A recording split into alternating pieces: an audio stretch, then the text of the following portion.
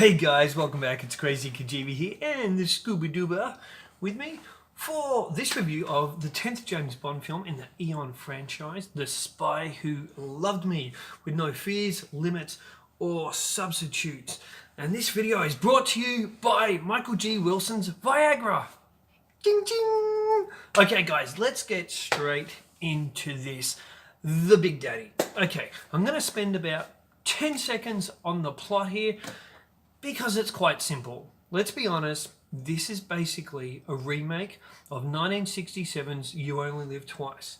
So basically, the bad guys led by Carl Stromberg are stealing Russian and American submarines. They're going to use those submarines to basically destroy the world. So Crazy Man, Webbed Fingers, the original Penguin, can basically create his underworld with his Atlantis, and he's obsessed with the underworld. So where we have the underworld, under the seas I should say, in Spy Who Loved Me, we got space in the next film in Moonraker, which I cannot wait to review for you all tomorrow. That'll be cool. Okay, so The Spy Who Loved Me.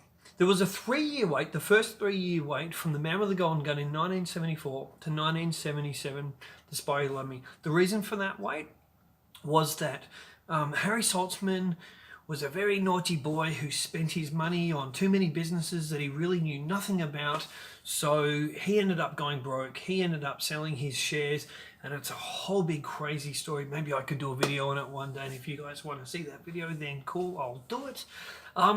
So Cubby had to really come back, and Cubby, he really fought back with this film. It literally was everything or nothing on this film. You know, some people even back then were saying, oh, Bond is passé, and, you know, can James Bond come back? Well, James Bond literally flew off the cliff coming back. We start with the pre-title sequence where we see a submarine stolen. That sets up the premise, and before too long we are into seeing James Bond kissing with Roger Moore, kissing up this gorgeous blonde. I actually have her autograph in the background in there somewhere. There it is, just there. So he's smooching up with her. He's got this cool little Q gadget, this little wristwatch that types out basically 007 to report. He goes off. The chick he was snoggy with, she's really a Russian spy as well. And then we've got George Lazenby lookalike out there with his little goggles and skis on.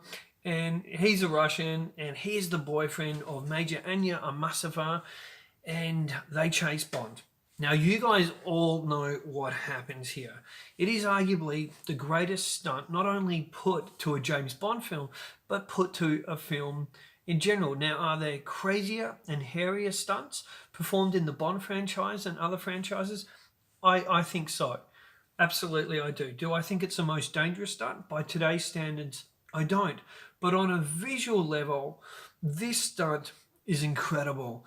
And what happened is when they were filming it, and I believe John Glenn was in charge of this, it was the second unit filming it. And what happened is the other cameras they had on it, one particularly stopped working, which covered the jump. But another camera that was on it panned with Rick Sylvester, who did the jump, panned with him, and then beautifully, in one of the greatest pieces of camera work you'll ever see in film. Seriously, it just pushes in with him, follows him down, and then the Union Jack parachute comes out. And whew.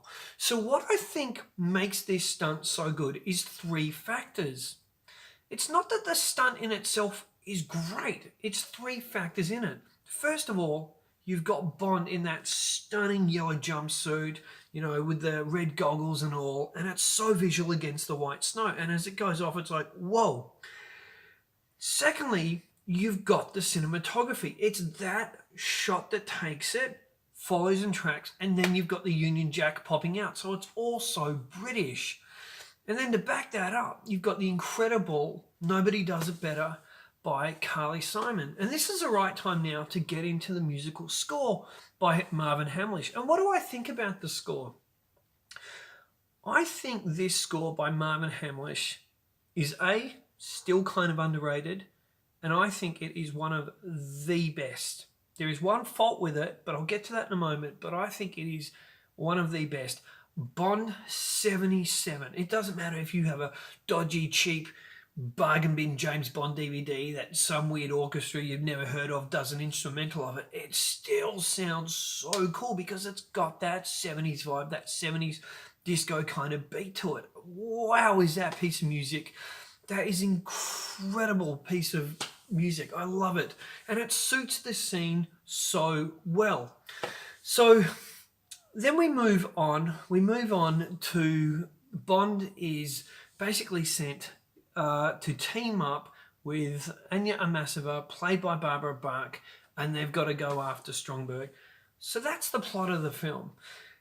Anya Amasova, played by Barbara Bach, I think, to be really honest, and maybe a few people aren't going to like this, bar none, the worst performance by a female in a James Bond film. Even worse than Denise Richards. At least Denise Richards' line delivery was good. It's just her dialogue in The World Is Not Enough, as Christmas Jones, was terrible in most parts. Some of her delivery, yeah, was a bit stilted when she's talking about things that she looked like, she'd never been involved with. But Barbara Bach, her acting, I'm sorry, is shocking. And a lot of people think like she's really stunning and really good looking. But to be honest, to me, this is just my personal opinion. I think she's got a bit of a bug face.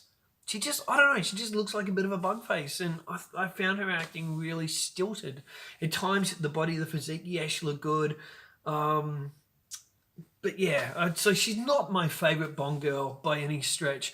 Roger Moore, back for Bond, his third one. It's crazy to think that, at this time he's now like 50. I think he's now around 50 years old in this one.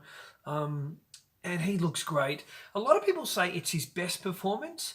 I don't necessarily agree with that. I'm going to get to that down the track when I get to a film of his that I believe is his best performance.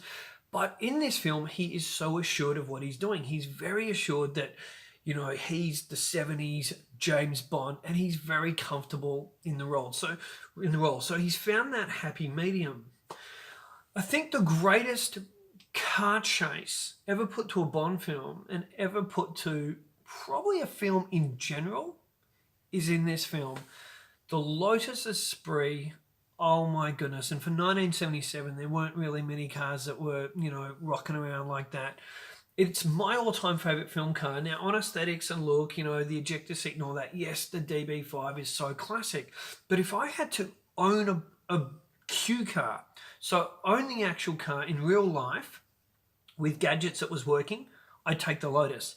If I could own a Bond car in real life that didn't have any working gadgets, was just, a realistic version of the car, I would take the DB5 over the Lotus because it's a classic stunning car.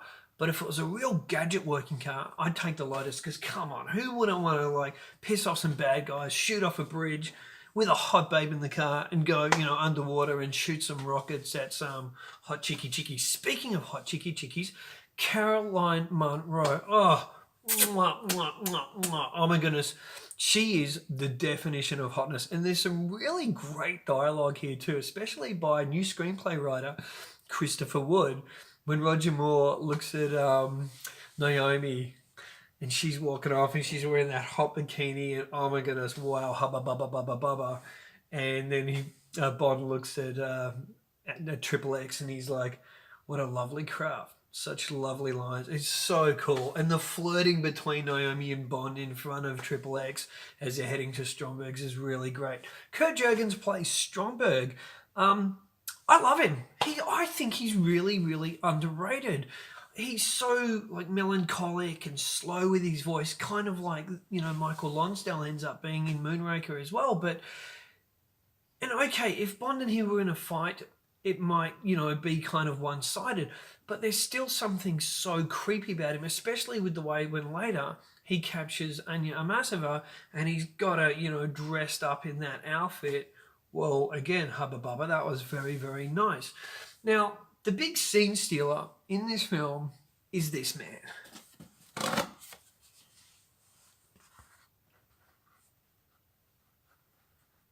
Yep, I did that because he doesn't talk. He's mute in the entire film. Richard Keel, it's 7 foot, I believe it was 7'4" as Jaws. He stole the film. He's one of the best things about The Spy Who Loved Me. But I've got to say it. The way they used him, it was the beginning of Wile E. Coyote and Roadrunner that really got extended in Moonraker. At the beginning of The Spy Who Loved Me, or the first time we see him, oh my goodness, when I was a little kid, I pooped my pants. He was so scary. He was such a threat. But unfortunately, the moment he gets a big rock, he drops it on his foot, it's game over for any threat. And then Bond smacks him in the chops and it's boom. And then he's on the back of the van and, you know, watch this, poof, into a rock. He would have been killed. So he ends up becoming a cartoon character very quickly. And then in the great Lotus Esprit car chase, when it turns into a sub, just before that, Jaws' car goes off a cliff, goes into an old man's house, and Jaws walks out. So he's indestructible. So the real threat of Jaws kind of disappeared early on within his scenes in the film. I've discussed the score, and right throughout, and even that chase again, it's fantastic. Even the dialogue within the action scenes is really clever and really entertaining, especially one of the best one-liners ever. All those feathers and he still can't fly. Just on that, what I say to people about George Lazenby, and people think, oh, Lazenby wouldn't have been good. For some reason, I can always see that if George Lazenby had stayed on and did the Bond films, can you imagine Lazenby in that Lotus looking at Triple X saying, all those feathers and he still can't fly? I could see him doing that. And I reckon if Lazenby had stayed on and done The Spy Who Loved Me, 8 years later after On Her Majesty's, he would have been huge. He would have been the biggest star in the world. But what a tragedy. But Roger Moore delivers the line with aplomb. We've got the wet bike here as well, another cute gadget. But unfortunately, there's no missiles, there's no rockets, there's no real action scene with that. So the wet bike, even though it looks so cool, it kind of goes unnoticed. Derek Medding's visual effects work here in The Spy Who Loved Me is so stunning. The original, like the captains and all that of the boat they were trying to hire came to the premiere, and they turned around to Derek Meddings and the producers and that, like, oh, where did you ended up getting the boat? And they're like, no, we didn't get a real tanker. But the tanker in the film, no, it was all model. They had no idea. They could not believe it. Such was the incredible way of that model miniature work, which also was nominated for an Academy Award, but lost out, of course, to Star Wars. So The Spy Who Loved Me, it's a great film. The pace slows down a little bit. Where Roger Moore is in the La Paris, which is just one of the most amazing, massive sets on the 007 stage, which was the world's biggest stage at that time, was just incredible. But where they get the nuclear part to blow up the control room, personally, me as a filmmaker, I look at that and I would have done a jump cut. I would have had him go, do you have a device that can blow this up? Boom, you cut to them pulling it out. Boom, cut straight to, or the Admiral gives Bond like a look, and then suddenly we've got this device out of the bomb. And all it needed then was one of the guys saying, well, lucky we had that nuclear missile, And the audience gets it. They're not stupid. But there was so much time wasted on dragging that out, and those scenes just really dragged along for me a little bit. And then we've got Jaws eating a friggin' shark and escaping. But also when Jaws gets shot in the mouth by Bond, again, just all believability out the window. So again, it's kind of the restraint I wish the filmmakers had at the time in those 70s Bond films. It just left out, and it would have been an even greater film, greater than what it is. So I give The Spy Who Loved Me, I give it 5 out of 5 Kajeevie stars, my first 5. The reason being because it is just such a classic film. Is it perfect with little bits? Well, but it's still a classic, and it is known as Roger Moore's Goldfinger, and what an epic film it is. Guys, hope you've loved this review with me and Stewie. He's gone to sleep now. If you can, please hit subscribe. And if you've watched this to this end and you've liked it, please hit the little thumbs up and give it a likey. And I love reading your comments, so feel free. You can ask me any questions as well. Also, just a little bit of housekeeping. I run Real James Bond Fans with Love on Facebook and the James Bond Collectors page. If you want to join them, please make sure that you do answer all the questions, and then we'll let you onto the page. Thanks, guys. Have a great night. I will see you tomorrow. And until next time, keep on bonding.